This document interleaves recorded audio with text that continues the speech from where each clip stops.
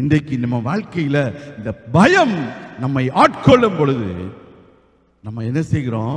நிலை குலைந்து விடுகிறோம். என்னவோ ஆகிவிட்டது, ஏதோ நடந்து விட்டது என்று சொல்லி பல விதங்கள் நடக்கிறோம். இன்னைக்கு காலை எழும்புனோடனே உங்களுக்கு வரக்கூடிய இப்படிப்பட்டவங்களுக்கெல்லாம் அந்த பிசாசு எந்த மாதிரி செய்வான்? காலையில உங்களை பயமுறுத்துறதுக்குள்ள செய்தியை தான் கொண்டு வருவோம். அல்லேலூயா. யாரு ரொம்ப பயப்படுறாங்களோ அவங்கள போய் பயமுறுத்துறது தான் அவனுடைய வேலை. ஆனா நீங்க என்றைக்கு தைரியமா இருக்கீங்களோ அன்றைக்கு உங்களை விட்டு அவன் ஓடி போவான். விசுவாசிங்க வழியா சொல்லுங்க. அதனால எப்ப பார்த்தாலும் எனக்கு ஒரே பயமான செய்தியா வருது, பயமான சொப்பனமா வருது, பயமான இதா வருது, திகிலா இருக்குது. கர்த்தருடைய பிள்ளைகளே, ஆண்டவர் சொல்லுகிறார் ஏசாயா 54வது அதிகாரத்தில் நான் அடிக்கடி சொல்லுகிற ஒரு வார்த்தை 14வது வசனம், நீ நீதியினால் ஸ்திரப்பட்டிருப்பாய், கொடுமைக்கு தூரமாவாய், பயம் இல்லாதிருப்பாய், திகிலுக்கு தூரமாவாய், அது உன்னை அணுகுவதில்லை என்ற வார்த்தையை விசுவாசிக்கிறோம். சொல்லுங்க.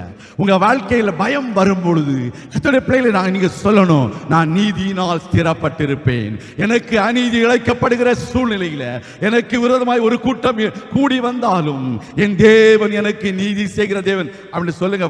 தைரியமா சொல்லுங்க. ஒரு ஆளியா சொல்லுமா?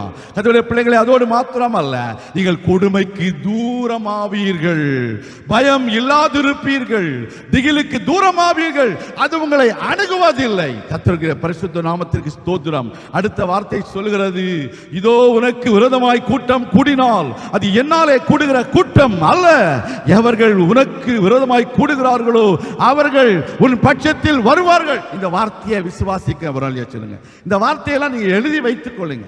வீட்டில் குறிப்பா இதை எழுதி வைத்து இதை அடிக்கடி என்ன செய்யணும்? நம்ம அறிக்கை பண்ண வேண்டும்.